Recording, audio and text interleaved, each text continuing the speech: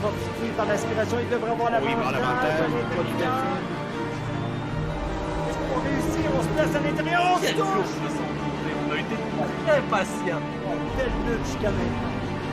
Et là, alors qu'on a un accrochage ici. On va tenter de croiser, qui n'est pas le meilleur endroit pour dépasser. Oui! Incroyable!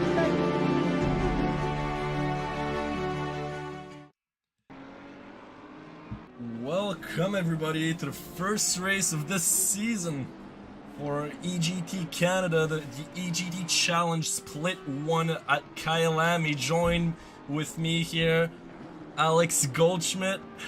So, hello Alex. Yep. Good evening everybody. It's a pleasure to be on board with EGT Canada. Some fantastic racing in prospect. We're here at the iconic Kyalami Grand Prix circuit that has been hosting the Intercontinental GT Challenge 9 Hours of Kyalami for 4 years over the previous 5 during even the COVID-19 pandemic, but it's the first of 6 rounds. So the drivers are going to have their eyeballs on stalks. We're due to have 46 competitors over pro and silver splits, but qualifying very much underway. And looking at the practice times earlier on, Nathaniel, I was just having a look, and it was Ismail Abrek in the Honda NSX number 68 that posted the top time of a 1:40.672. Now, I've looked at the track temperatures as well. It's 29 degrees air, 34 degrees track temperature. So this could also be pivotal. You've also got to have that nice balance between power and handling characteristics, especially around a circuit like here at Kyalami. For sure. And we saw the Honda Ismail Abrek, as you said, that was really quick. So we'll have to see how the balance of power, how it'll balance out. The Honda was pretty quick in free practice, so we will see as we're on board with Ismail Abrek. So yes, as you said, 46 drivers in the split. There are 2 splits in the EGT Challenge series. So we have the split 1 for the pro category, as we see here. So we have 20 drivers, some very quick drivers, as we see, like Patrick Trépanier. We have Kevin Racine, Marc-Antoine Landry, Steve Saint-Ours, some very quick drivers in this split, so it's gonna be very tight between them.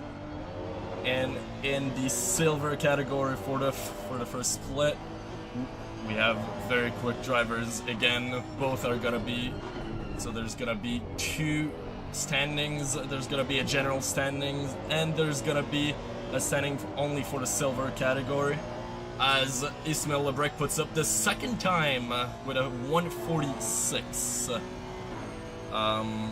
So yeah, and new this season compared to last season, every category is gonna be on the track at the same time in qualifying, whereas in the previous season you had a qualifying time session for 15 minutes for the Pro-Am category, and after the last 15 minutes of the session the Pro would go out. Now it's every category on the track at the same time, so 46 drivers on the same time in qualifying. That's it's really difficult to deal with the traffic, Alex.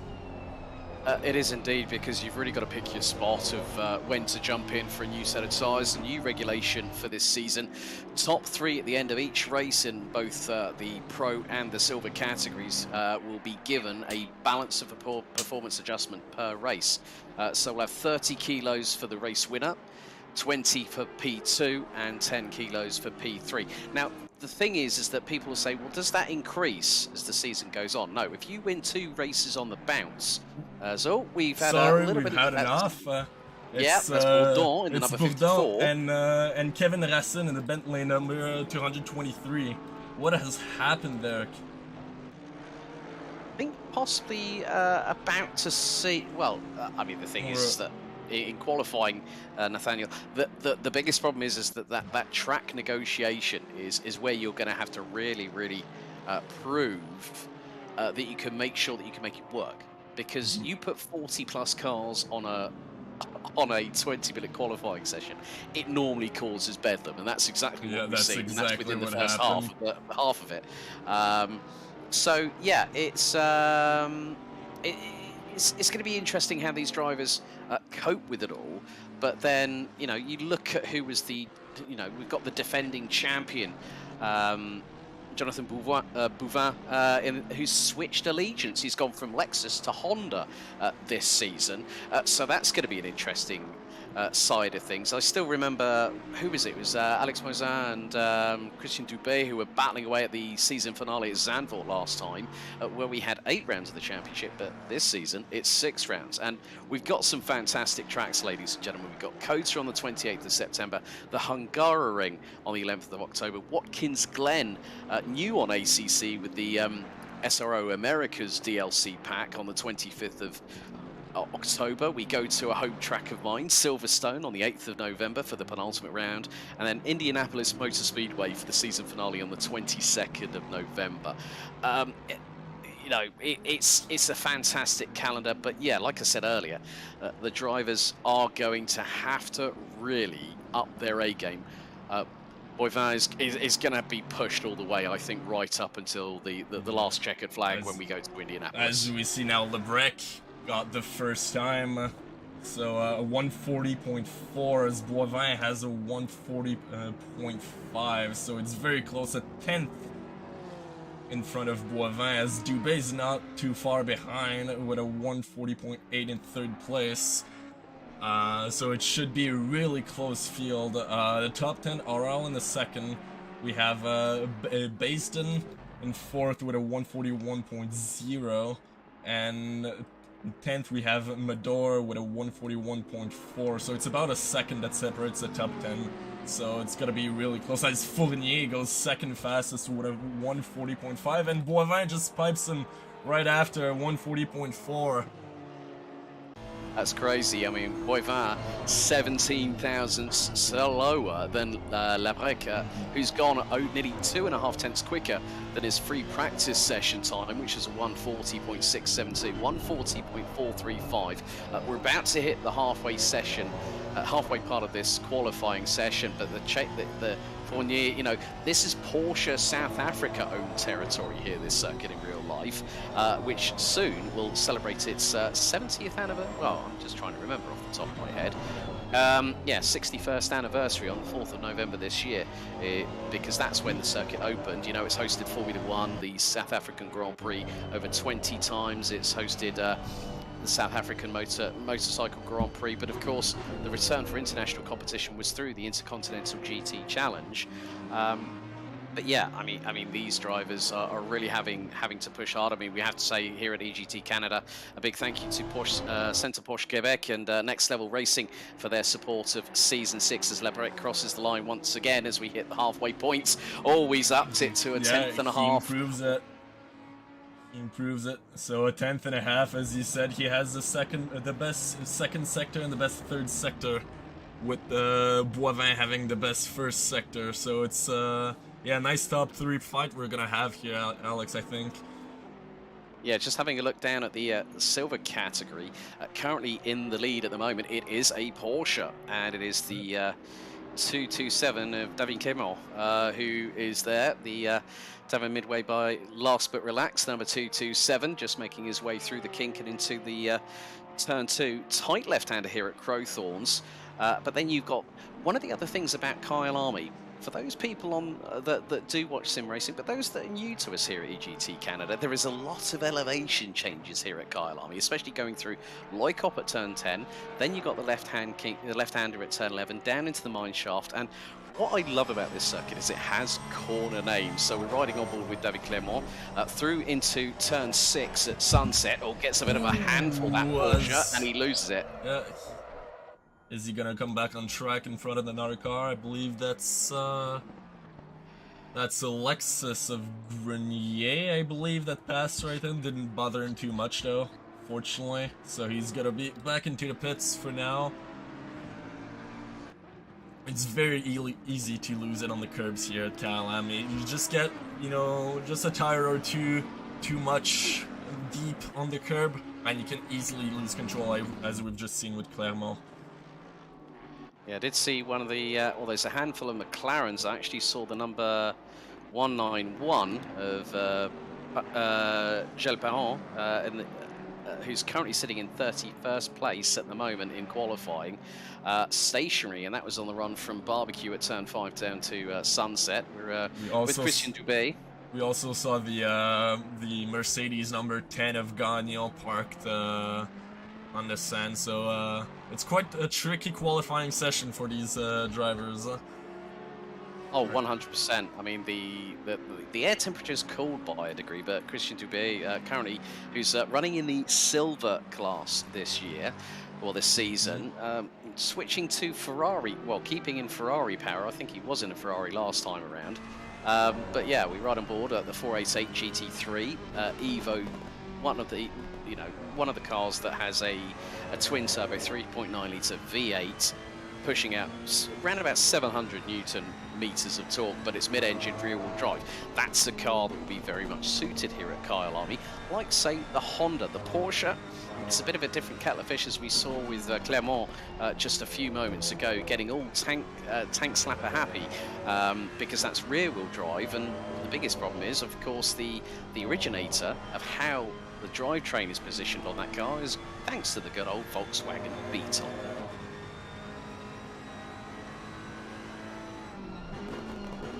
Seven minutes left to this session right here. Christian Dubé is just completing his lap.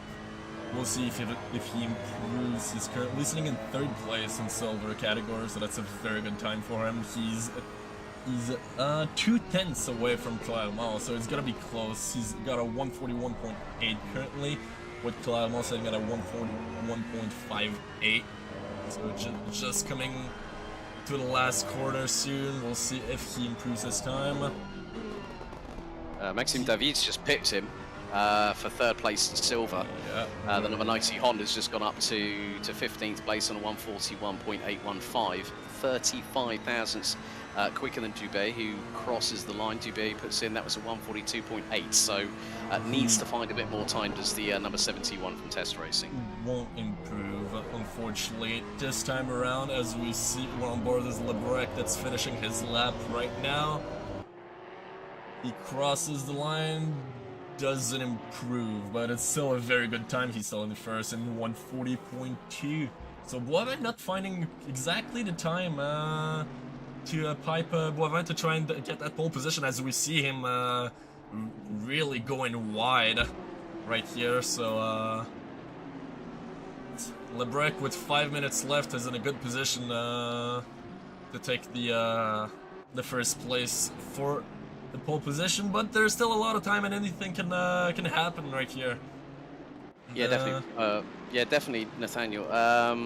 Boivin needs to make up time, especially in the 3rd sector where Lebrec has been mighty. I mean, their best sector times 29.747 for Lebrec and Boivin 29.927. So if he can claw a little bit back there, maybe say just over a tenth and a bit, because he's got a tenth and a half he needs to get past Lebrec for pole position. Another less spotted Mercedes again. I believe, yeah, that might be the same time again, Gagnon. Now he's in the pits, so but yeah, Boivin this time around it didn't work, obviously going wide and nearly into the grass, so we'll see with the 4 minutes left if he can do something right here. And I believe Fournier has backed off as well. It's not been a good lap for him. He's 1.7 up on his delta, so he also needs to find a bit more pace if he wants to be on the front row right here. Yeah, 100%. One of the other interesting things is that obviously we've got a 20-minute all-out qualifying for both Pro and Silvers, but one of the good things is the 60-minute sprint race, there is a mandatory pit stop where the drivers have to put in at least 1 litre of fuel.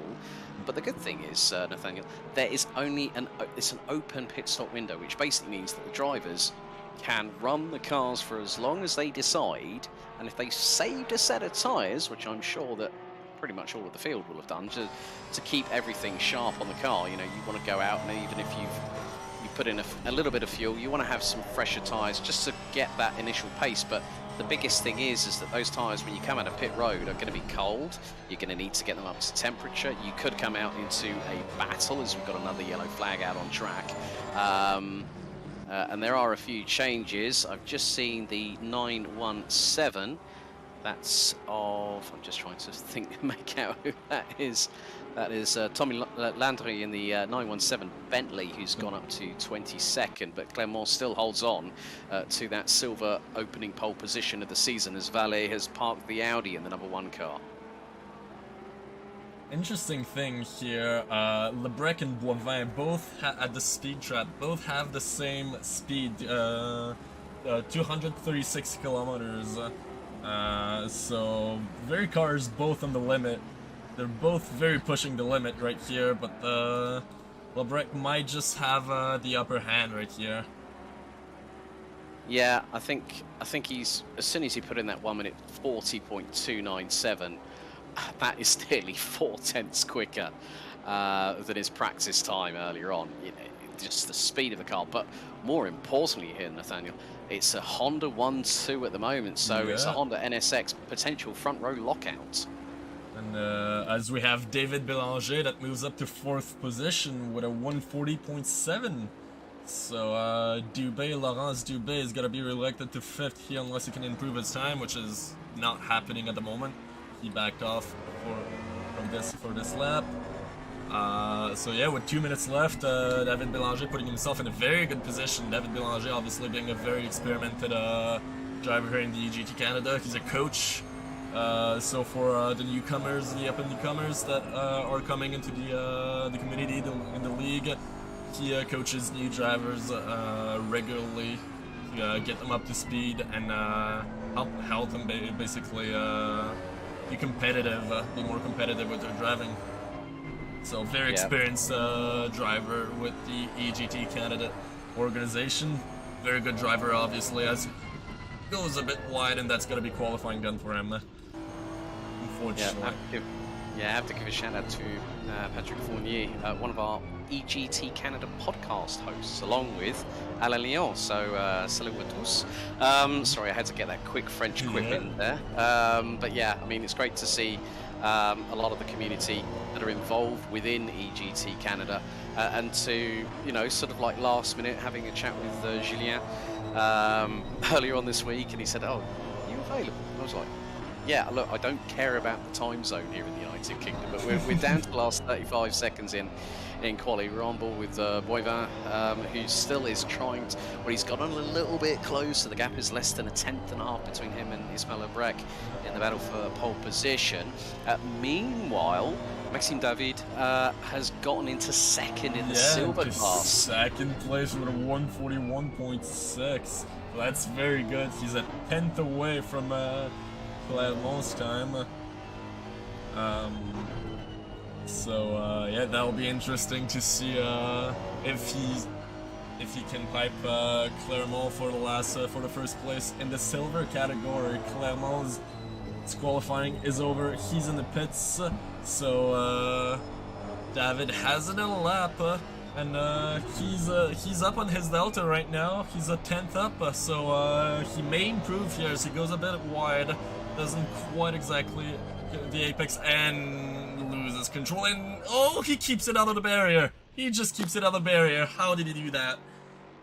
That was through the S's of all places, but also in the meantime, the 711 of Antoine Landry in the Lamborghini Huracan, and also Landry, Marc-Antoine Landry, and I think also who else? Michael Formato in the Porsche 911 progressed up to 7th and 8th in qualifying. Guillaume Ador across the line, P9, but it's Ismail Lebrec that takes the overall pole position. And David Clermont in silver. Yeah, first pole sitter of the season, Ismail Lebrec. Very, very quick in those last two sectors. So it's gonna be interesting to see in the race how if he keeps that race pace same as his qualifying pace, because we have a difference of fuel obviously in the car that's gonna play a role, and obviously the strategy, as he said earlier, it's gonna play a massive role here. Different strategies are gonna be used by drivers. Some drivers are gonna try to pit earlier to get some free air, while some are gonna try and make their way up the field. So it'll be interesting to see how it plays out. Different strategies, and it's gonna be the first time some of the pilots in silver have a pit stop that they have to do, because before in the silver and the amateur category, you did not have to do a pit stop in their 30-minute sprint. So now moving up to obviously split 1, which is split 1 silver, which is the equivalent of Pro Am in the big previous seasons. They have to do a pit stop, so it's gonna be the first time for some of these drivers. We'll have to see what strategy they use. So that's gonna be very interesting to see. 100%. 100% then, Nathaniel. I think that's what's going to be key, because you've got several things to manage. You've got to manage the fuel, you've got to manage the tyre deck, because with Kyalami, you've got a lot of sideways lateral movement, especially going through the corners. You know, like say for instance, going down the main straightaway into the kink, flat out right hand kink, straight into a hard braking zone. You're pretty much going into first or second gear, into the left at Crowthorns. Juxcase sweep, it's uphill, and you're changing momentum, so you're going left, right, left. It's another left at Barbecue. Talking of that corner, it always, whenever I commentate on Kyalami, it always makes me feel like I want to have something to eat when I see that. But there's also the animal references as well, because obviously it's based in the Gauteng province. And people are hoping that one day Formula One will return to this circuit. I hope it certainly does, because it'd be definitely great to see. But then, you know, going through into Sunset, it's a very, very poignant name, because the thing is, depending on how low the sun gets, these drivers are going to have to cope with peripheral vision changes as well. Up to Clubhouse, then it's a dip down through the S's, up to Loikop, then down Mineshaft, which is pretty hairy, 240, 245 clicks, 6th gear. You're hard on the brakes into the Crocodiles, which is turn 13. And then into the next left-hander at turn 14. But then the biggest corner that I always know at Kyalami has an inside sausage curve. That's turn 15, the right-hander at Cheetah. And if people aren't careful, they're going to be doing 2 wheels in the air like Kit, Knight Rider, ski mode all over. And it can actually sometimes make them exit stage left, possibly take out another car that might be avoiding and running off the circuit.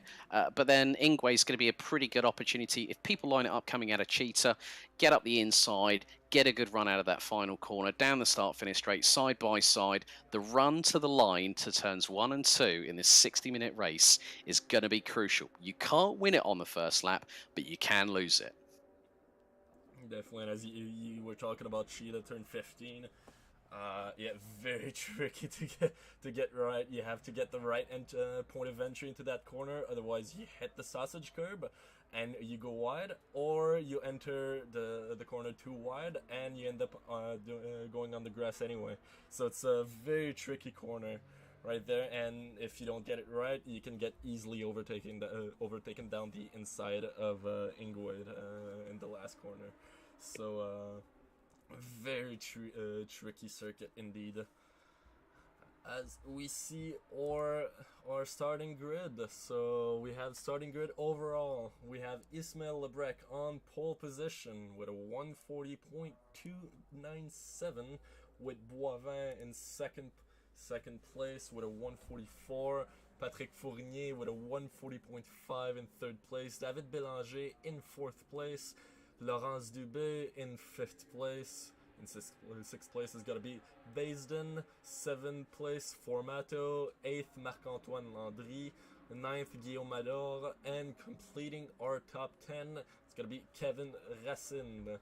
And for our silver category, and so in first position we have David Clermont with a 141.5. So it's not that far away from the pro category. It's about a second, and there are some pro drivers mixed up and in the mix of the silver. So it's gonna be interesting to see if they decide to fight the silver. If the silver decide to fight the pro drivers, that's gonna be interesting to see as well. But it's not that far off pace wise. So. Yeah, I completely agree. Right, let's get involved with some of you people in the YouTube chat. A very, very good evening. Melissa Toussaint saying go number 3. Of course, she's cheering on Patrick Fournier. Boss is saying go Kevin Racet. So there is people out there with us. Thank you very much for joining us here on the live stream on YouTube. It's a pleasure to have you all along with us. Interesting statistic. Top 31 drivers rounded out by the McLaren 720S GT3 of the number 76 in silver, Jeremy Schneider, covered by just a fraction over 2 seconds. That's how close it is, and we're not too far away from the session getting started. 60 minutes, mandatory pit stop, 1 litre of fuel going in. And what it looks like, we're going to have a full formation lap of this Kyalami circuit. And from my perspective, it's a great way to kickstart the season. The circuit in length is 2.814 miles, 4.529 kilometres. The race lap record set by Matt Campbell in the Porsche 911 GT3R back in 2020 was a 1 minute 42.021, and Ismail Abrek was pretty much close to being 2 seconds quicker in that effort. But when you think about it, the way that the cars have evolved with the Assetto Corsa Competizione, bringing on new DLC, new changes for the cars, new patches, we could see that this season. It could make a very, very interesting championship. But with the way things stand, the first race is going to be an interesting one. We're going to have some trials and tribulations along the way here, Nathaniel. But 60 minutes of racing awaits here at Kyalami. I can't wait until we get the green flag waving and the guys head their way down to the kink at turn 1 before the hard braking zone into the left-hander at Crowthorne. Yeah, and can you tell us a bit why this formation lap is really important to set up the race for these drivers to get up the car in temperature and everything? Well, you want to make, well, as the famed Mr. Le Mans, Tom Christensen, once said in Truth in 24, you want to have your weapons sharp. That means brake temperature, tyre temperature. If you go into it and your tyres are not up to temp, your brakes are not up to temp, you're going to have to be compromised. And what that can then do is provide what I like to call the accordion effect. Everything closes up. Expect what could happen here. The front straightaway here, Nathaniel, is wide enough. I've seen races in community leagues here in GT3 go 4, 5 wide going through the kink and into Crowthorns. But in this turn 1, you've got to manage it correctly. You've got to brake at the right points. These drivers on their heads-up displays, on their screens, maybe even the speedometer, sometimes some people even have the realistic display right in front of the steering wheel. So that's going to be crucial. They'll know that the tyres are in the window. If they're green, they're in temperature. And that means that the heat that permeates from the tyres will go through the alloy wheels into the brake discs and calipers and provide that welcome need of full adhesion to this circuit. It's 16 turns, it's just over 4.5 kilometers. I can't wait. Cool. The drivers are going to have to be really careful on Crowthorne, as you said, in turn 2. Don't want to overshoot it. You don't want to brake too late, especially if you're in the mid-pack, because that can cause a big accident, obviously, especially with 46 cars on the grid. Yeah, it can be it can be quite chaotic. And if you're at the front of the grid, you don't want to overshoot it as well, because you're gonna get cut back easily down the inside of the exit of the corner. So you have to manage it well. As we see, Lebrec and Boivin are front runners going down the start lane, and the reds are here. We go green in Kyalami. Thanks for being with us in EGT Canada. Very good start by Lebrec. Boivin's up the outside. Brakes a bit later. There's a bit of contact as they're both side by side going into the 5th corner, and Lebrec's gonna stay in first. Very good start by Lebrec. A bit of contact. And a as we see further down the grid, it seems to be a clean start from pretty much everybody.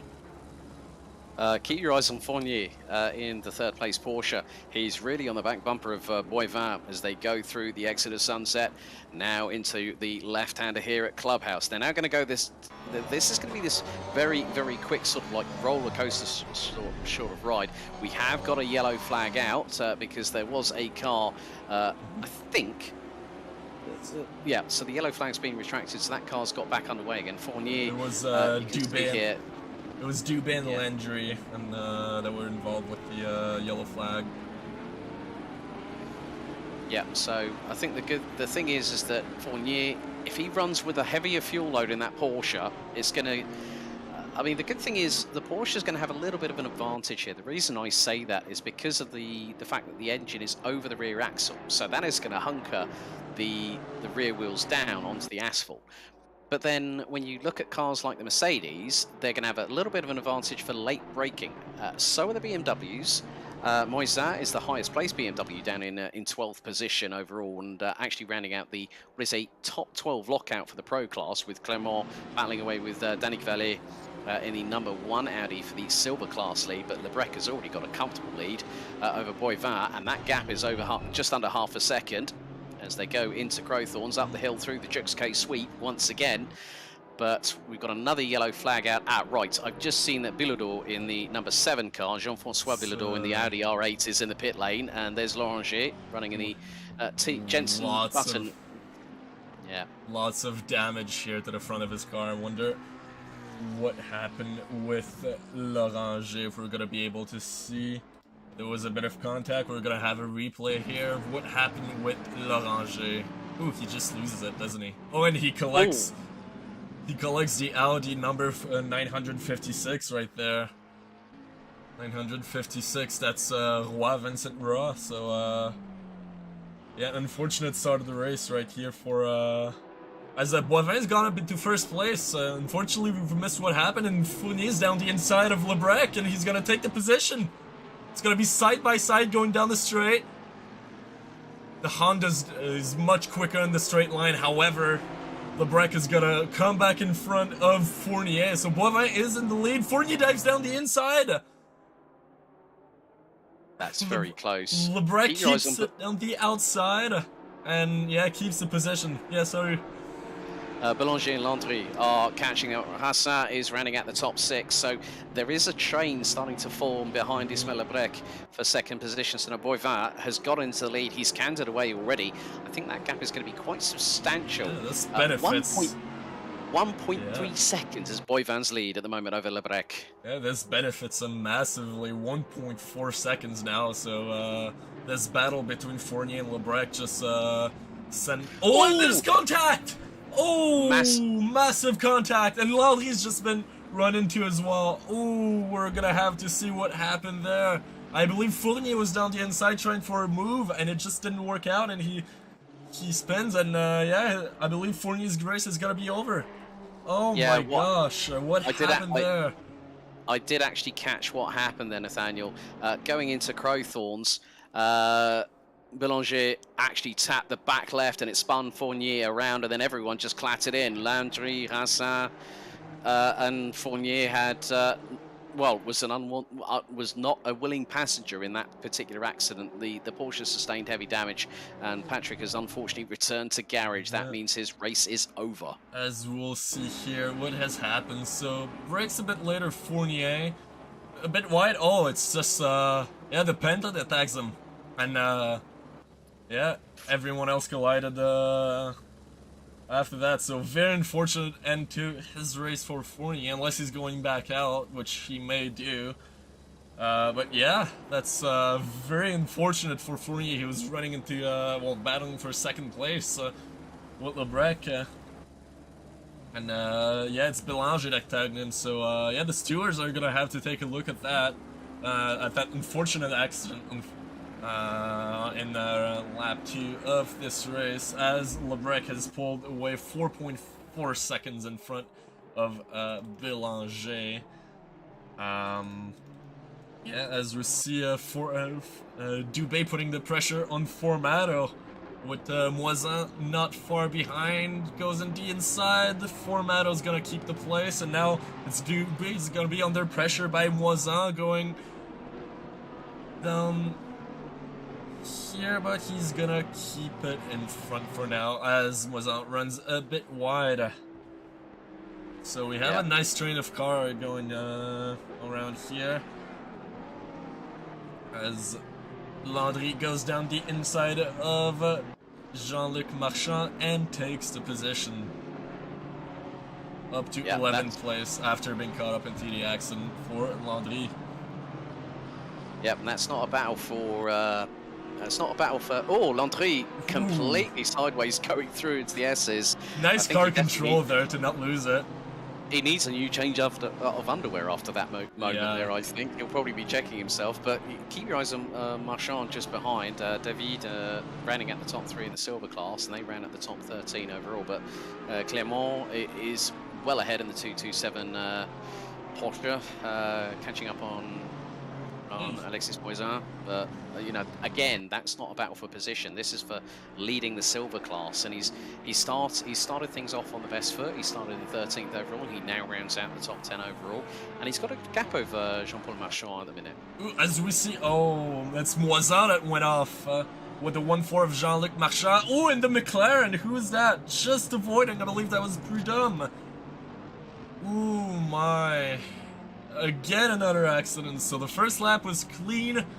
The 2 next lap, and now just comes back on the track, tries to defend against the Audi, but cuts him in front of him. Ooh, very messy. We're gonna have to take a look at what happened here. Again, another accident, taking out multiple cars here. Yeah, that was Vincent Roy in the 956 Audi that went up the inside of Marchand. Marchand got a turnaround. You know, the thing is that when you have a rejoin, that's one of the biggest things. If you're rejoining the circuit, you've also, because I also saw the fact that Moisin got tagged by Marchand after they had their coming together. So I think Marchand's going to have a few I think he's going to have a few reports thrown to race control on that front. Here, we'll take a look at what happened. Oh, he was already turned around, so that was before what happened. Oh, and he just... Yeah. Insult to injury for Moisin there. So he was already turned around. Unfortunately, doesn't seem like we're gonna get the replay of what happened before that. Very unfortunate, but yeah. And that BMW needs repair. That you have Moisin down in to 13th place, 30th place. I mean. Now, yeah, he's gonna have to come into the pits, and unfortunately for him, he's gonna running with a lot of damage. Yes, see, it's very hard to control.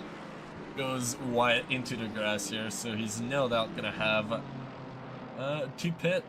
As Ismail Lebrec has the fastest lap with a 141.167, and his last lap is a 1.41.175. So.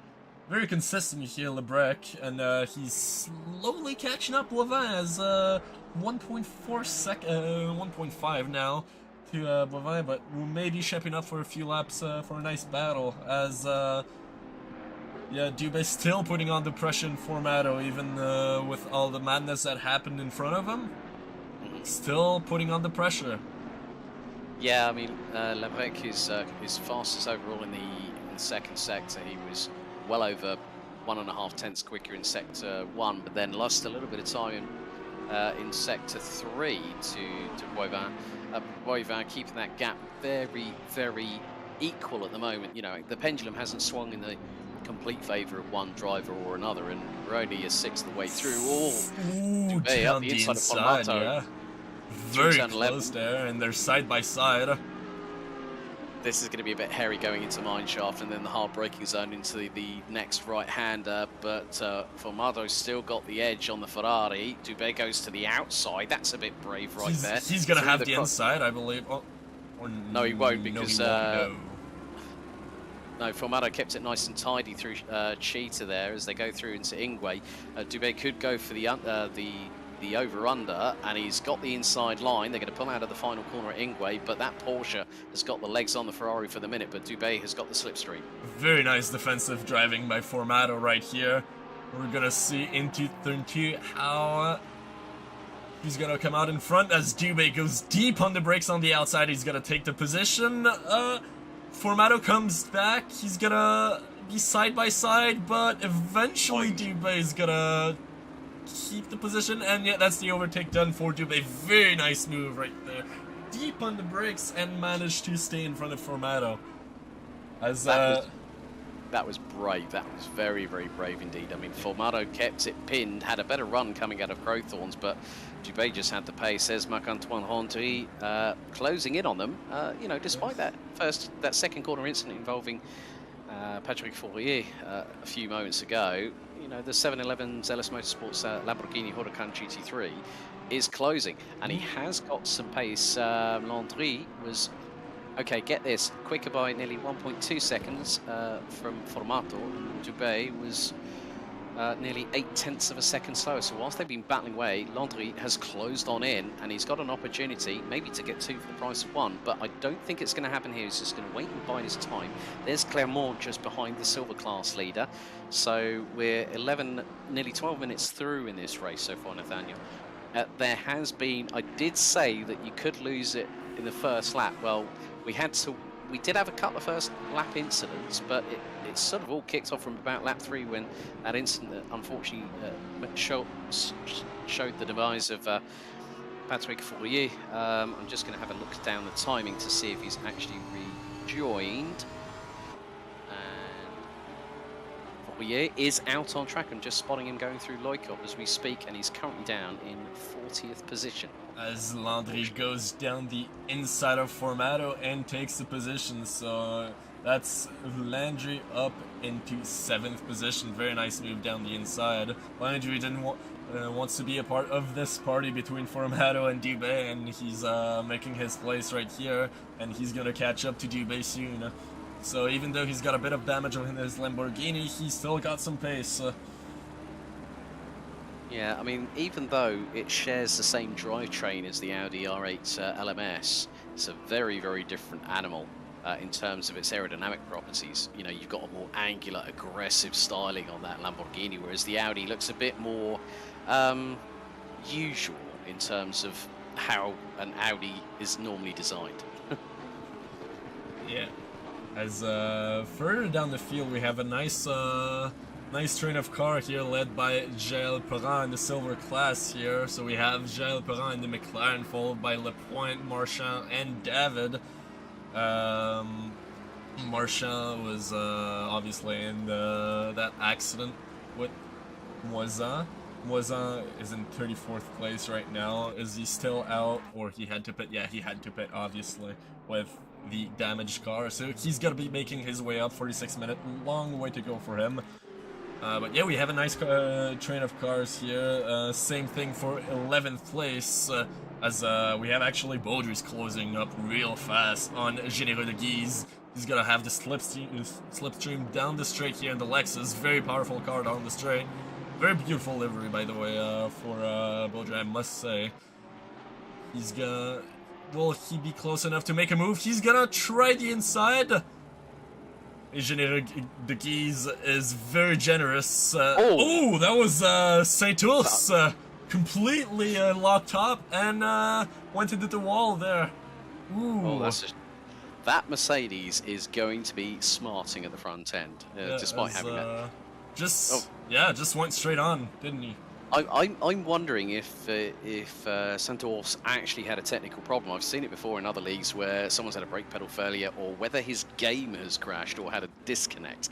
That can sometimes cause problems, and that car is not moving. So Still I think sitting there, yeah. Yeah, I think that Saint-Ours race possibly done and dusted there, unfortunately, and that was straight on at Crowthorns. No movement at all from the vehicle. As we have Gagnon in the grass. And here there might have been a contact. We'll see what happened with Gagnon for... As we... Oof. Oh. Just didn't leave him any space, did he? It's gonna be to the stewards that we're gonna judge. I believe that was the Bentley of Kevin Racine. Yeah, that was the Bentley of Kevin Racine, the number 223 car. So yeah, down the inside, Gagne was up onto the curb, and Racine on the outside, and closed up a bit on him, and Gagne spun after the contact, unfortunately, as for the 17th position here, Balik is chasing down Danik Valet here. As one car's into the pits. That's the Ferrari of Christian Dubé here. We have Steve Santos obviously still in the pits after that accident, so he's back onto the pits actually. He didn't stay there too long, fortunately. So we'll have to see where Christian Dubé comes out. He's gonna be pretty much at the back of the pack. But he's gonna have his pit stop done, obviously. So he's gonna be at the back of the pack, but once everyone does their pit stops, that's where it's gonna be interesting to see. Yeah, Lapointe and David also in the pit lane, so drivers taking the opportunity to get some clear air, as you pointed out earlier on, Nathaniel, but 16 minutes and 40 seconds in, it's still Boivin leading the way by, well, look at Lebrec, he's closed the gap to 7/10 of a second, and now he's within earshot. So I think for the battle for the race lead, it's very much clearly on as they come out of Ingwe. So we're about to complete our 10th lap of this 4.5 kilometre circuit here at Kyalami. Lebrec's gap now, it's down another couple of tenths, down to 0.446 of a second. Lebrec last time around was nearly 3/10 quicker, and he made up that time predominantly in sector number 2. He was nearly 1.2 seconds quicker than, well, nearly, well, no, not 2. What am I doing? My maths is going all over the place at the minute. Probably the best part of nearly 3/10 of a second quicker. And now it's down to 3/10 a gap, so we're really chasing down Lebrec on Boivin for after he lost out in the second lap. But it's gonna be interesting to see if he can't pass him in the next few laps. Is he gonna try to do an undercut here and try to pit maybe a bit earlier and try to overtake Boivin with the strategy, or he's gonna try to do it on track? And how is Boivin gonna react to that as well? Is he gonna try and defend against Lebrec, so potentially losing some time, or he's gonna pit here? So we're 19 minutes into this race, 18 minutes should I say. So it's gonna be interesting to see how this plays out and how both drivers react to the other, but the battle for first is definitely on right here. I probably would imagine that Boivin could be on a different fuel strategy. Lebrec's got the pace, so might have a lighter fuel load, maybe try and pit a little bit earlier, get some fresh boots on that Honda NSX GT3 Evo and get ahead of Boivin. But the thing is that the pit stops, if you're taking on a full set of tyres, is 30 seconds, and that can you can refuel at the same time as well on Assetto Corsa Competizione. So your fuel window is not going to be impeded, because you know for a fact that, well, I'm going to be stuck in the pit lane for probably the best part of just over a minute, because I'll have a 30-second tyre change.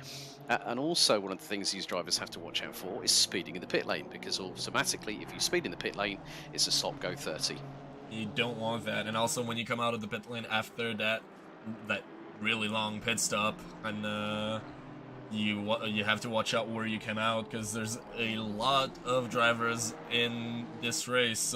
So 41 drivers currently on the track, so you have to watch out where you come out to see if, because if you come out in traffic, you're gonna lose even more time. So these drivers have to watch out for that. Obviously, they don't have race engineers like some motorsports team in real life do to tell them to box. But yeah, that also comes into play definitely. You don't want to lose too much time battling traffic after having pitted. Yep.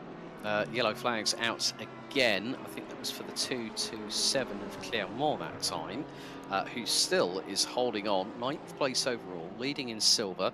Baudry running at the top 11, second in silver class, and then we've also got Stéphane Thibaudot running out the top 13 in the number 33 Honda. So 3 different brands in the top 3 in silver, but at the moment it's still a Honda 1-2 with Labrec closing in on Boivin for the overall race lead. 20 minutes elapsed, less than 40 to go. Lap 12 now in the books, gap to just over 3.5 tenths of a second. I think Labrec, by the way he's driving this car, Nathaniel, he is winding up for an attack on Boivin, but look what they've got up ahead. There's back marker traffic in the not too distant future for these 2 Hondas. Yeah, we see, I believe it's a BMW, maybe Moisin actually, that's in front of him. Yeah, that's Alexis Moisin in the pro category, obviously. So he doesn't want to be too slowed down by these 2 battling, so I'm sure he'll give way pretty quickly and try to follow them, actually. Moisin, I know Alexis Moisin has speed, he has pace when he's on his day. Very quick driver, especially in his BMW, his favorite car. So, with the nice cool taint livery here. So he can be very quick on his day. Unfortunately got caught up in an accident, but he was running in the top 10, you must remember. So he's got pace. So he may try to let them go and try to follow them. That's the best he can do, obviously. Don't want to keep the 2 leaders behind for too long, and you want to try to catch the pack as quickly as possible, as Loranger is in the pits. We'll have to see if he wants to do repairs. But yeah, Gagno's down the road. It's a good 30 seconds from him. But he's done his pit stop, obviously, having repaired the car, so he doesn't have to do another, as Boivin has now a bigger gap to Labrec. It's now up to 1 second, so it's not gonna be there right now for Labrec, as it's Loranger coming out of the pits, actually, causing some trouble for Labrec, going a bit wide to try and let them through. And we're gonna have a nice battle now with, I believe, Loranger coming out of the pits just in front of Moisin. Oh no, Moisin went by and pretty clear. Okay, I thought he went behind. He was still behind Loranger. No, he came out behind Moisin. So and for 12th place we have Thibaudot putting some pressure on General de Guise. So. He's on the back of that BMW, nearly wants to see what's inside of that car, but General de Guise gets a good corner exit. Gonna try to build a gap a tiny bit with Baudry in front in the Lexus, maybe giving him a tad of slipstream, but he's very much on pressure by Thibaudot here. General de Guise actually lost the back end ever so slightly coming through turn 2 at Crowthorns, and that nearly gave Thibaudot the opportunity to go up the inside. And if Thibaudot gets past General de Guise, then that gives Thibaudot an opportunity to close on Baudry for second place in silver. So it is heating up. I mean, I'm just looking at the lap times. Last time for Baudry, 1 minute 42.8. Thibaudot, 1 minute 43.2. Probably a little bit compromised by General de Guise on the previous lap. You can see that Honda's closing on that BMW. And I love the livery on that BMW. Very much a herald back to the 1990s, when BMW were one of the tour de forces in super touring cars back in those days, with the likes of Johnny Cicotto, Marcus Winkelhock. So nice to see a nice little livery there on the BMW M4. The visuals of that kidney grille have always divided opinion, both on the road car and the race car. Yeah, but it's sure now with this livery, it's sure great to look at, I must say. Thibaudot flashing his lights behind. So, putting some pressure just in the mirrors of General de Guise, letting him know he's there. General de Guise actually runs out wide coming out turn 2, so it's gonna put Thibaudot right behind General de Guise. Again, General de Guise going wide into the grass, so he's right behind. Is he gonna be close enough for a move? Not quite. Obviously a very fast corner right here. Well, General de Guise going wide, going through Sunset. I mean, Thibodeau had, I think, nearly had both barn doors on the farm opened up well and truly there, but General de Guise just keeping that BMW in check. I mean, you don't want to be running wide. I mean, it's difficult at the best of times to overtake up the inside of Sunset. It's a bit like Murray's corner. Well, not Murray's corner. It's the second corner at Mount Panorama. Very, very much the same sort of approach into it. You're going into it. You're actually having to dab the brakes a little bit, drop it down a gear, and then turn the car in, hope it sticks and rotates into the corner. But Thibodeau getting a bit closer, going through turns 13 and 14 at the Crocodiles before heading into Cheetah. I think Thibodeau is just measuring the situation. He's not. The good thing about Thibodeau's driving style, I don't sense any frustration with the way that the Honda's handling at the moment. He's very patient behind. It's the best way to be. There really is the best way to be in a 60-minute race when you've got to have a mandatory pit stop. But one of the other things I've noticed here, Nathaniel, is that we started with 30 degrees track temperature. As here goes Thibodeau, showed his nose to General de Guise, looks up the inside through Crowthorns. General de Guise keeps it tight on the apex through the second corner, up the Jux K-sweep once again. Both cars line astern. Through turns 3 and 4, into the braking zone, into Barbecue, turn 5, the left-hander that brings them on the short run down to Sunset at turn 6. But again, Thibodeau is using that slipstream. What this is going to help him with, I think Thibodeau could be playing a little bit of a strategy game against Baudry. And the reason why I say that is that he's just staying behind General de Guise and he's not having to use full throttle. That's a great fuel-saving tactic around a circuit as demanding here like Kyalami. Sure, yeah, he's in the slipstream, keeping the slipstream, so he's gonna use less throttle, obviously, and yeah, his fuel is gonna go down slower, so he's saving a lot of fuel right here, and ooh, maybe having a look down the outside, obviously not gonna work. He's gonna have a good exit right here. But yeah, Thibodeau playing, ultimately maybe trying to play some strategy, as you said, on Baudry, and Baudry's not that far away, obviously. Oh, and now, now Thibodeau, I think, is tired of waiting, dives down the inside, is gonna generate the Guise, leaves in the space, he's gonna have the inside for the next corner. Oh, he runs out wide on the grass now! Is that gonna give General de Guise? Oh, he's gonna come in the pits. Well, that's gonna give a track cut first of all. I mean, the thing is, you have 3 track cuts. Yeah. The fourth one gives you an instant drive-through penalty. So Thibodeau, you know, thought, well, I'm going to go for it. No, I'm not. I'm going to go into the pit lane. And then he goes, oh, crap. I've gone to the outside of the circuit. That's not what he wanted to do. But if he changes tyres now, that Honda will be working well. But we still got Boivin and Labrec at the front of the field. Half a second was the gap. There's Nicolas and Balik. This is battling away for 5th in the silver class, so it's Aston Martin versus Mercedes. Not too far between them, so Nicolas is the highest placed Mercedes AMG GT3 Evo, and they've got Schneider. Now Schneider is started down in 31st position, and it now is P14 overall, and what's more, P4 in silver. Well, great job. Morancy right there, I believe. Yeah, he went into the wall. I believe he's gonna have some damage to the left side of his car. Yes, he does. I don't know. Can we see what happened with Morancy? Unfortunately, maybe right. Yeah, we're gonna have to see what happened with Morancy. Behind General de Guise there. Yeah, ooh, he just loses it, doesn't he? Yeah. Oh, yeah, that's a hit. That's quite a big hit, and yeah, just loses it going too wide, touches the grass, and unfortunately hits the wall right here. He was really putting pressure on General de Guise. General de Guise dropping back, not having the greatest of pace right now. 145.8 for General de Guise, when Morancy's last lap is a 143.4. So General de Guise's pace right now is not that good. So we'll have to see.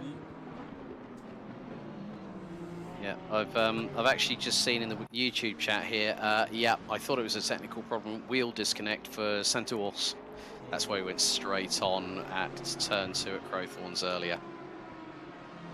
Very unfortunate end to his race for Saint-Ours, as with Bovin still leading on with Lebrec not too far behind. Yep, so we are past half time on the race itself. Race 1 out of 6 for season 6 of the EGT Canada EGT3 Challenge. First of 6 rounds, which will take us all the way through to November, so just a shade over 2 months. Every race will be every 2 weeks.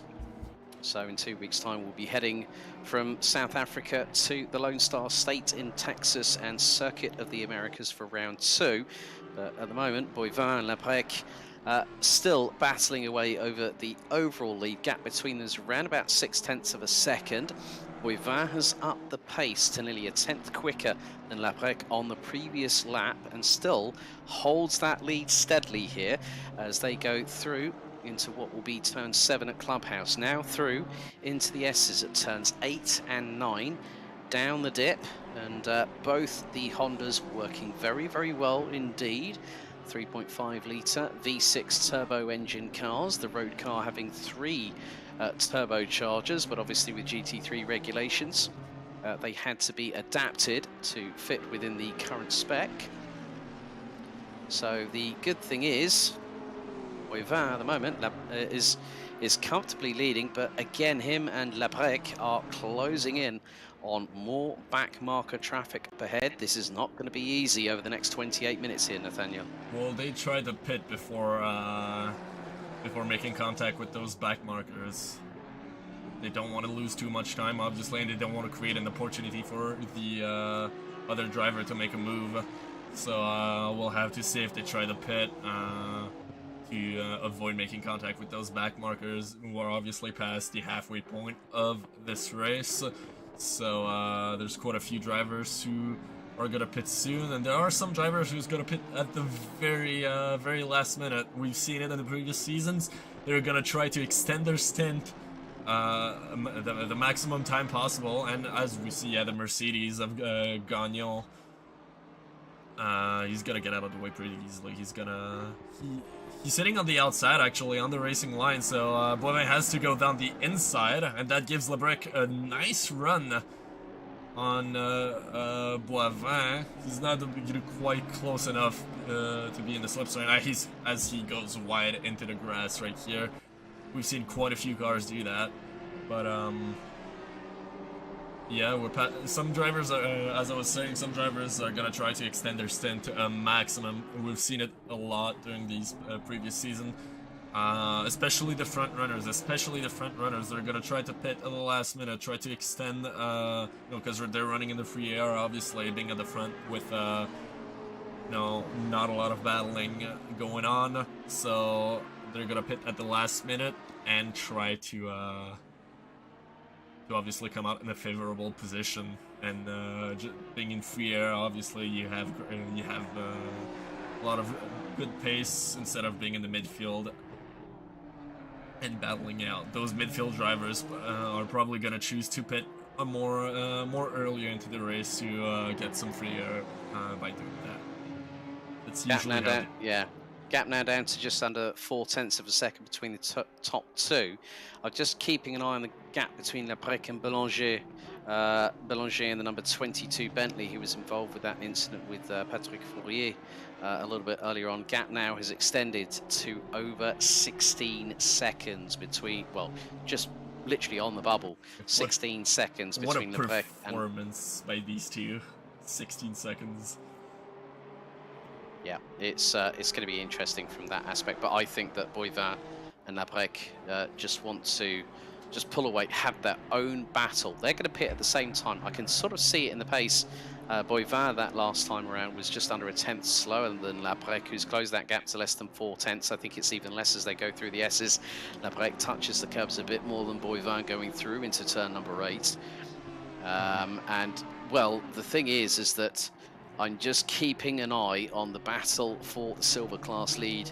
Clermont versus Baudry, Porsche versus Lexus. Gap between them, well, it's probably the best part of 7.5 seconds between Clermont and Baudry, and Clermont currently running in the 1 minute 43s. Baudry, well, both in the mid 143s. There's Baudry at the moment, who's got, I think that is the 497, Michael Michaud, not too far behind in the 497 BMW M4 GT3, now the highest placed BMW out of anybody, with the old Liqui-Moly livery on there, using old Turner Motorsport livery there, I see. So good to see that livery represented in the championship. But yeah, Michaud just wants to, I think, might want to get past Clermont and Baudry, because well, there's an Audi just up ahead, but that will be one of the back markers. But I think Michaud's next target will be Michael Formato in the number 200 Porsche, rounding out the top 8 overall.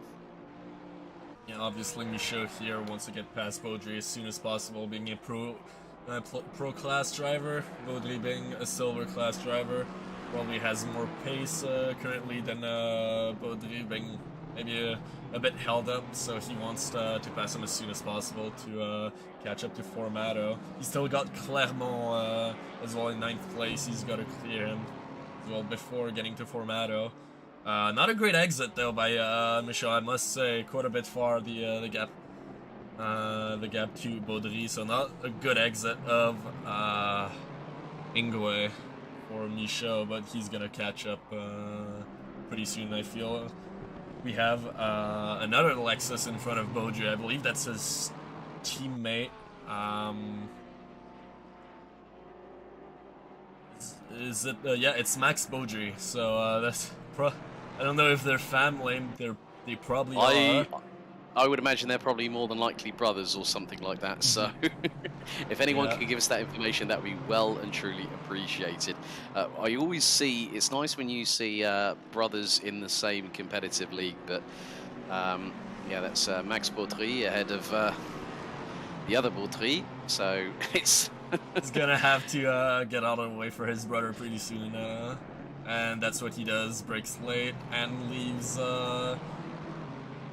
both of them actually leave both of them going through pretty easily. I was gonna say, will Max try to come out behind his brother to try and help him out a bit and held up Michaud just that bit more, but no, he was very generous and let Michaud pass as well, as the gap for the lead for Boivin and Lebrec is staying pretty much the same.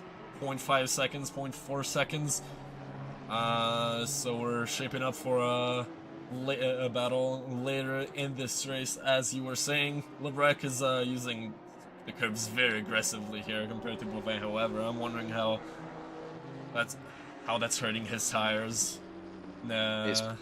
It's probably scrubbing them a little bit more, because every time that Lebrec goes on the offensive, which is what he's doing now, I mean, going through turn 11 down into this very, very steep descent through into mineshaft, as I said earlier, you're pushing nearly 250 kilometers an hour in 6th gear.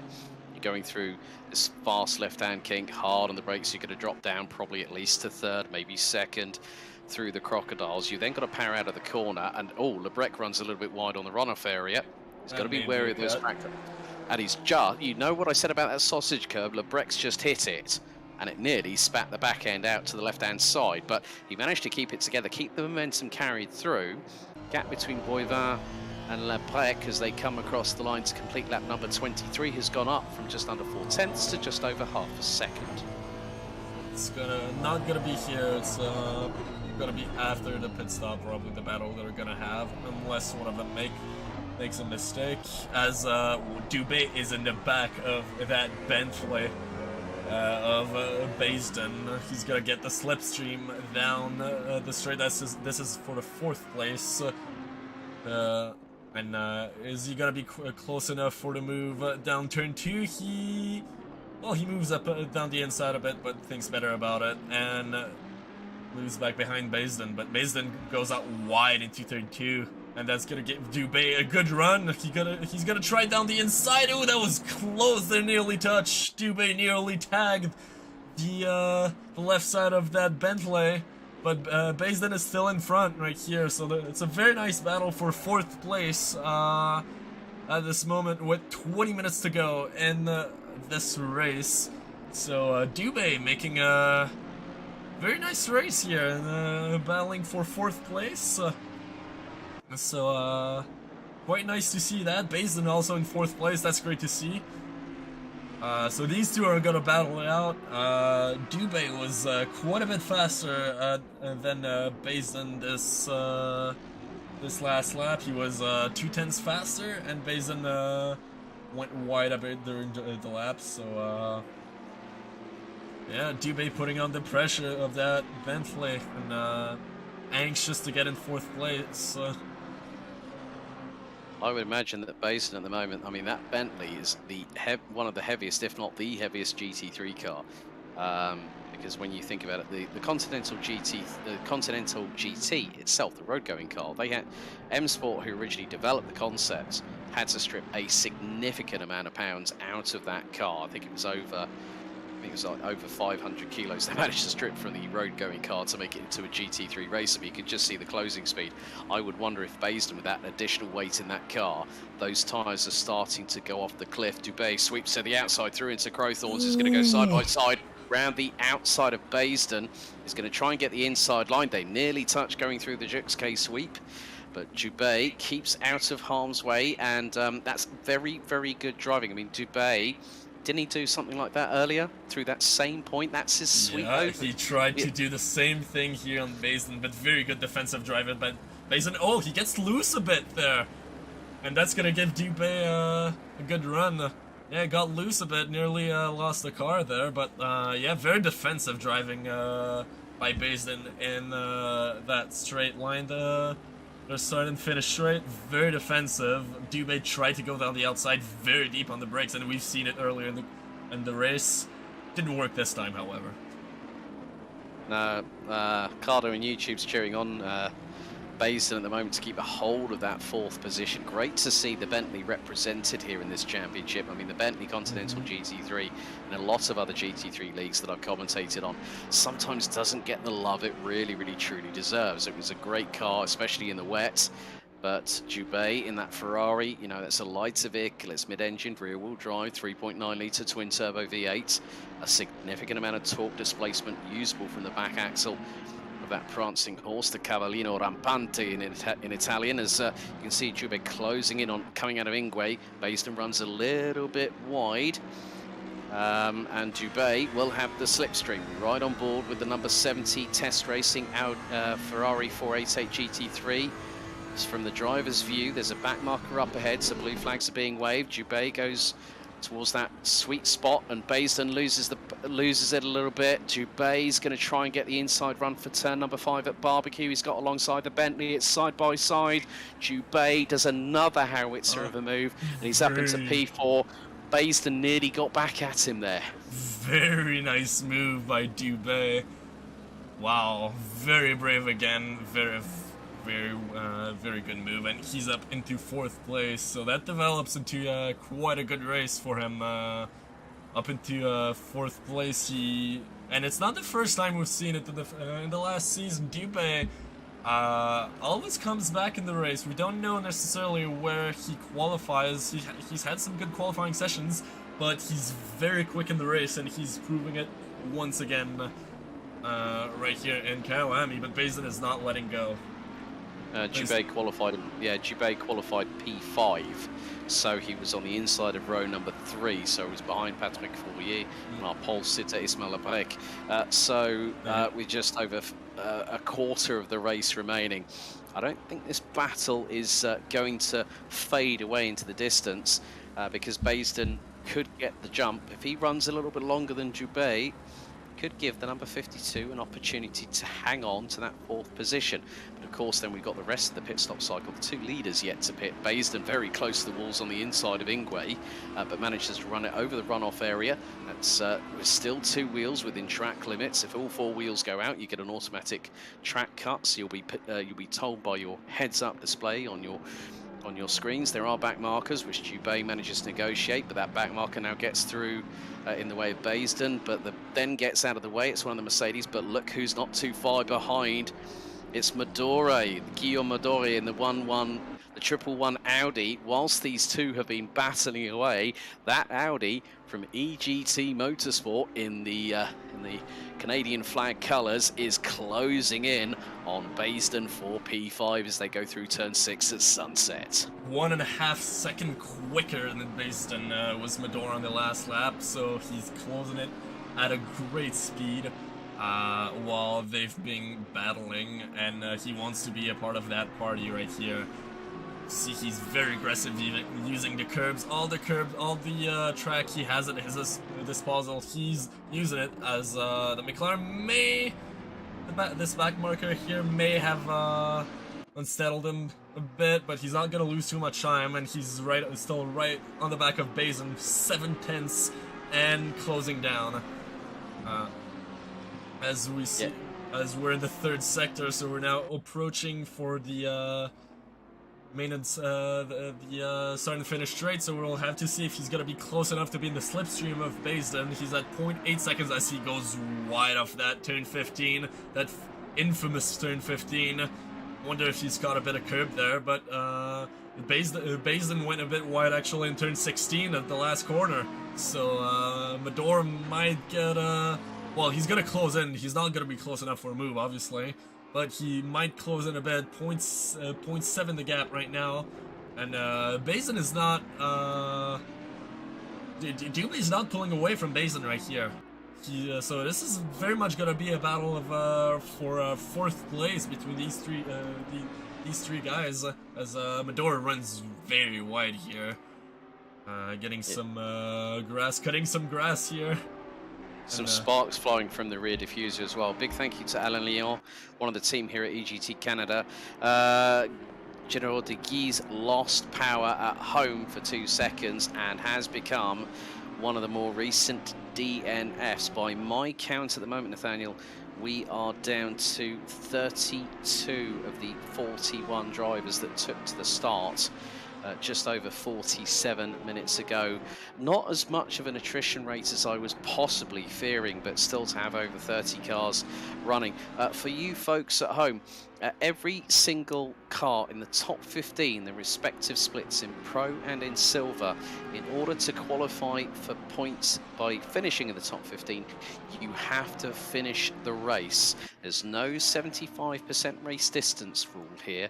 It is you get across that checkered. If you're in 15th or you're in first and you finish that race, you get points. Of course, as we found out last year, especially in the Pro-Am class, where, if I remember correctly, Melançon was the champion on countback after the season 5 finale at round 8 at Zandvoort last time out.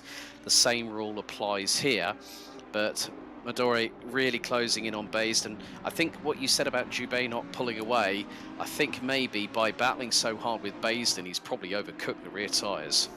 Yeah, it's a very good possibility here. You know, we've seen earlier in the race, he went deep on the brakes, he went deep on the brakes again with Baisden, and he tried multiple attacks. It didn't take. It took more time for him than it did earlier in the race with that move that around the outside. So it may have well hurt his tires, but now he's starting to pull away a bit. 1.1 second from Baisden as Medor is keeping that gap, keeping the pressure on Baisden, but Baisden does not seem too nervous in front of Medor's. Might have been a damage actually. I've seen from the left side of that Bentley. Yes, he has some damage. So it doesn't seem to be slowing him down though. However, running in 5th place. There is an however, though, Nathaniel, sorry to cut across you there. There is a development in Silver. What on earth has happened to David Clermont? Was running in the lead, and I think might have stopped. Well, stopped on track by the track map that I'm currently seeing through the live timing. That he is, well, it's on the approach down through Mineshaft and into the Crocodiles. The 227 Porsche, I'm not too sure if he's still circulating. I'm going to refresh my timing. Yeah, he doesn't seem to be there, so that seems to be a DNF, I believe, from Clermont. He's not appearing on my live timing as well. So I believe he is out of the race, unfortunately. What on earth has happened to him? As Baudry is now into the lead of the silver category, with Clermont being out of the race. What a development here. Yeah, Johan Morency in the 194 Porsche now rounds out the top two, currently running in 12th overall. And Jeremy Delwart in the number 17 Ferrari in 14th position is running third. But keep your eyes, Jeremy Schneider, the driver that has made, in my estimation, he was running 4th in the silver class. He is still running 4th in class, but what's more, he is catching Delwart in the number 17 Ferrari. So keep your eyes on Schneider Racing's Jeremy Schneider. This could be a pretty good way for him to kickstart his season in the silver class as they go down the start-finish straight. I'm going to keep an eye on the time. Gap is nearly 3 seconds between the pair. There is the number 17 Ferrari of Delwart just in front of Schneider. 3-second gap, and it's closing in for Schneider. So we're going to have a nice battle here with 9 minutes remaining to this race. A lot of drivers haven't made their pit stops yet. Unfortunately, having a bit of technical issue, we can't see who has stopped and who hasn't. So that's very unfortunate. Well, we can see it on our live timing, however. So basically everyone in the top 10, so Boivin to Michaud in the top 10 haven't stopped.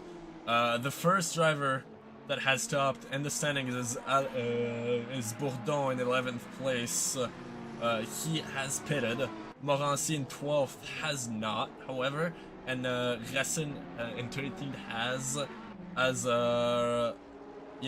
everyone else has down the grid. So from 13th to down the grid, they all have made at least one pit stop. Morency has not made his pit stop yet. Bourdon has made his pit stop, and everyone in the top 10 have not made their pit stops yet. So the top 10 is gonna be shaken up here in the 7 minutes 30 remaining for this race. As I think also the silver class lead could be decided on this as well, because Baudry and Morency are less than 20 seconds apart. So Baudry has got to have a lightning quick pit stop. This could bring Delwart and Schneider into the battle for the silver class lead in the dying stages, as they both have pitted. So that's going to be interesting. Boivin and Labrec are now over 22 seconds clear of Boulanger in third place.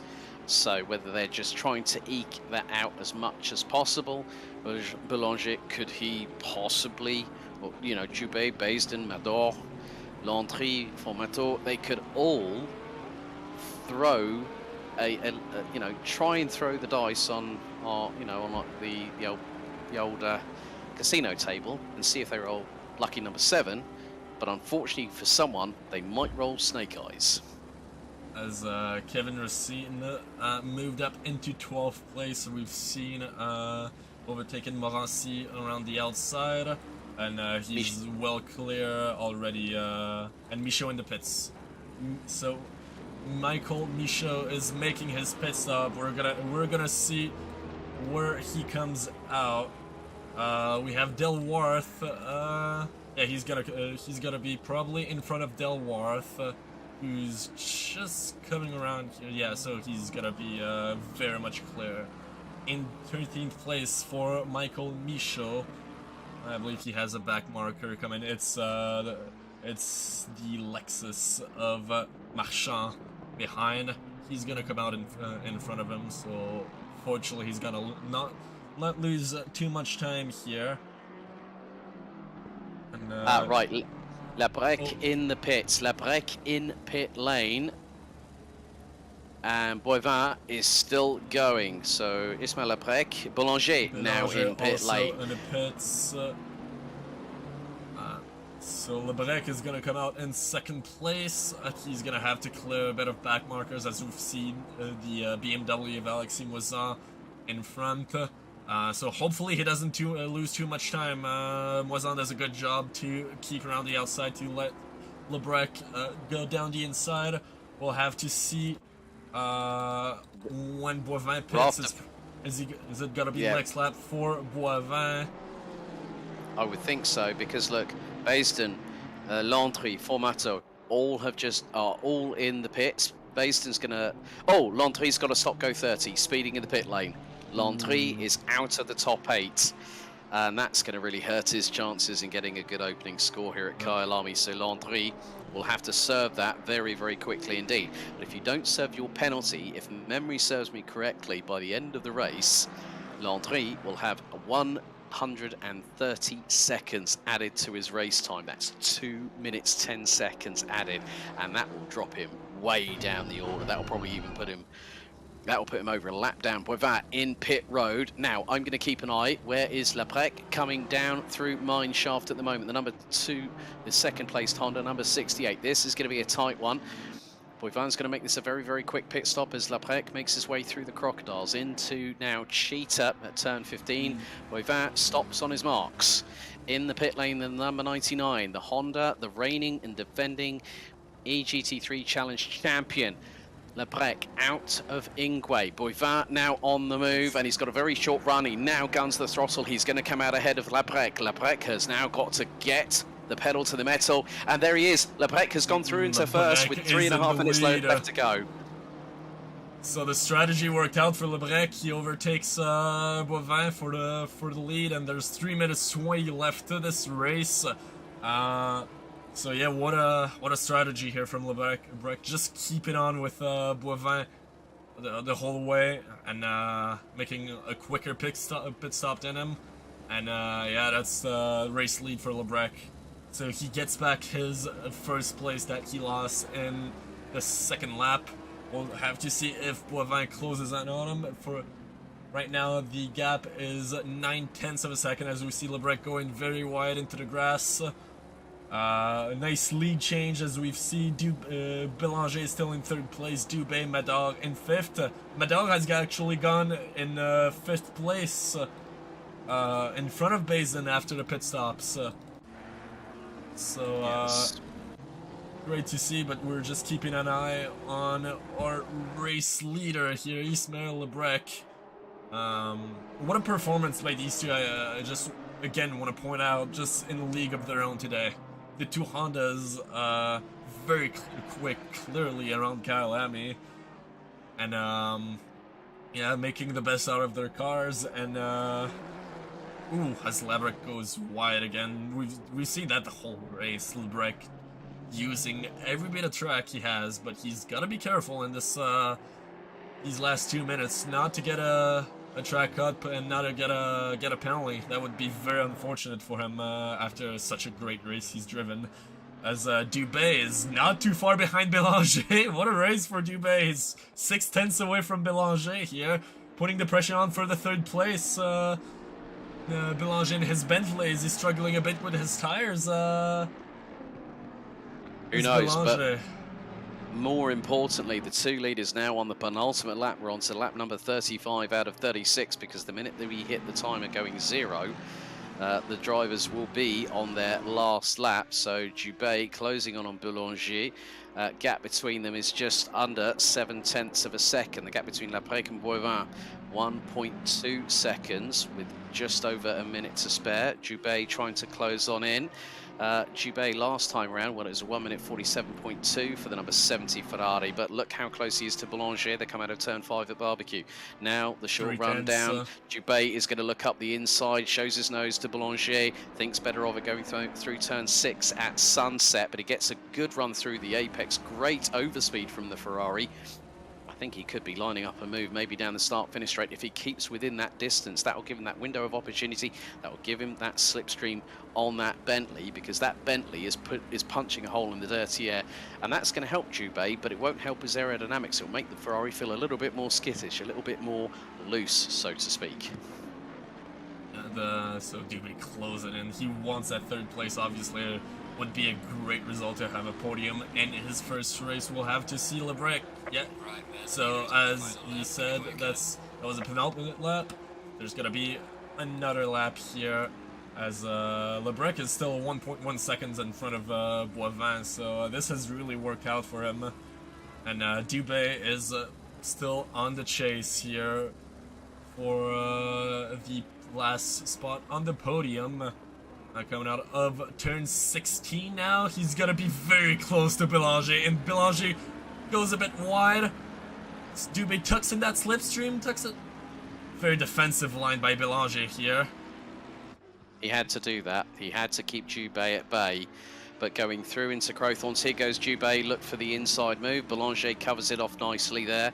Up now through the Jux K sweep. Dubé right on the back bumper of the number 22 Bentley as they go through the Jux K sweep for what's going to be the final time. Dubé was having a quick look up the inside of Belanger. The darkness is starting to fall. The track temperature now dropping to 26 degrees.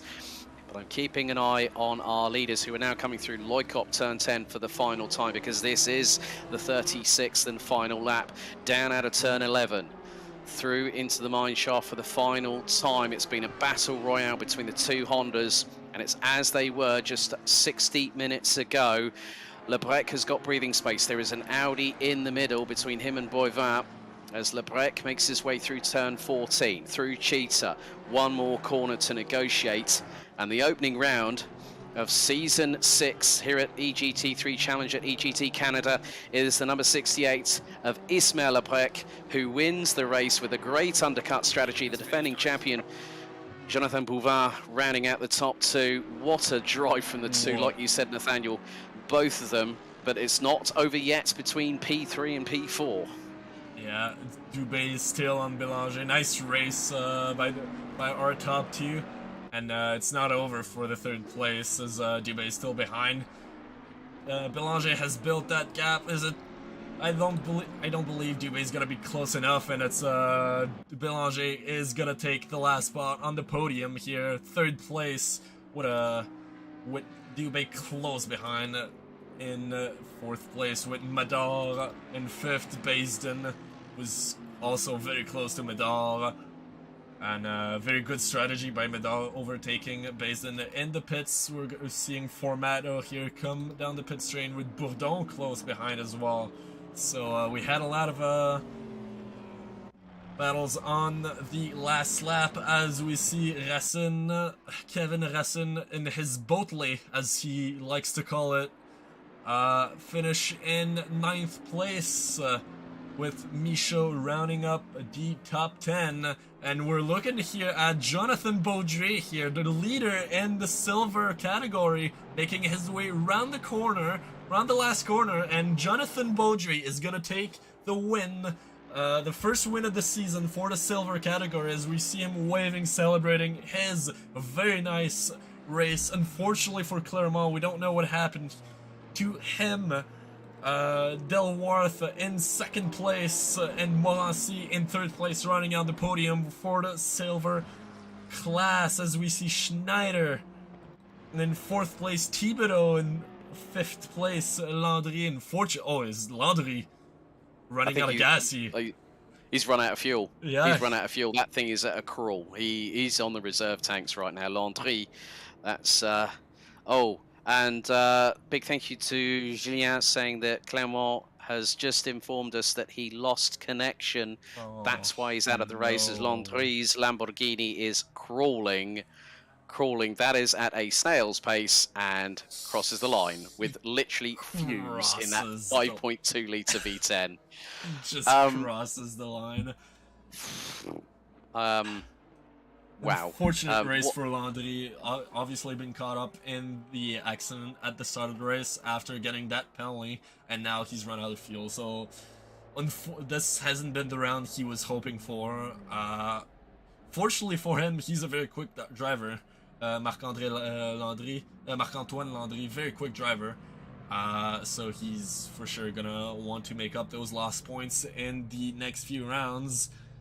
As yeah, very great race we've had here at Kyalami. So we're gonna go over again our top 10. Overall, we had Lebrec winning, Boivin second, Belanger running out the podium with Dubé, Medor, Baisden, Formato, Bourdon, Racine, and Michaud with Baudry taking the win in the silver category. Delworth second, Morancy third, Schneider fourth. Very good race for him. Thibodeau in fifth place, Danik Valley in sixth place, Vincent Raw in seventh, Nicholas in eighth, Simon in ninth, and Serge Martin running out the top 10 in the silver category. This has been a great evening with everyone. Thanks for tuning in. This has been a very good race, Alex. Lots of action. Obviously, the first few laps, you had a bit of contact, had a bit of quite a bit of accidents between some drivers. Unfortunately, having their races ended prematurely. Thinking of Fournier in the Porsche number 3 that was running in third place. But apart from that, we've was very clean. It came very clean. Became very clean afterwards. So we've had a very great race here at Kyalami, Alex.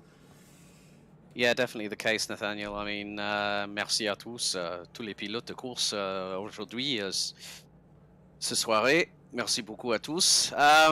Yeah, I mean, l'après Camboivin in a class of their own. I mean, it was a real shame about David Clermont, but, you know, he will come back from that. He will make sure that things will be ready for 2 weeks' time at Circuit of the Americas on the 28th of September. You know, it's a couple of weeks. I mean, obviously, there's a lot going on at EGT Canada. You know, there's a lot of the, you know, of course, there's the EGT podcast. There's also the ETCR, you know, the ETCX, which we've just had quite recently, the opening round of that. But yeah, there's lots to come. As always, we can't thank our backers here at EGT Canada. A big thank you to Centre Porsche Québec and Next Level Racing, and also all the team behind the scenes here at EGT Canada. I mean, it's been an absolute pleasure being alongside you. There you see your calendar. So round 2, Circuit of the Americas. Then we've got October the 11th, Hungaroring, Watkins Glen, which is a fantastic circuit. It's going to really test the drivers. A very technical circuit in its own right. Very tight sweeping corners, but also some very, very good overtaking opportunities. Silverstone, fast, furious, and apps. That's when you've got to have balls to the wall, if you pardon the expression. But then Indianapolis Motor Speedway is going to be a fine way to finish the season on, you know, in the penultimate week of November. But yeah, this has just started things off, and we know that round 2, everyone's going to come with their A game, all guns blazing. And we hope that you're all watching at home. Thank you very much for joining us. That we'll see you in a couple of weeks' time. And we want to invite you on the 15th of September, this Thursday, in 2 days' time, for the first race of the PECCQ Championship. So the Porsche Cup, thanks to Centre Porsche Québec, sponsoring this series. So the Porsche Cup round 1 will be at Kyalami again, so be sure to tune in, and that is gonna be actually streamed by the Centre Porsche Québec's different media, so social media, so be on the lookout for that. And we want to thank you all for tuning in to this wonderful race here at Kyalami, and we'll see you in 2 weeks' time for the next race of this EGT3 Challenge Championship. See you all.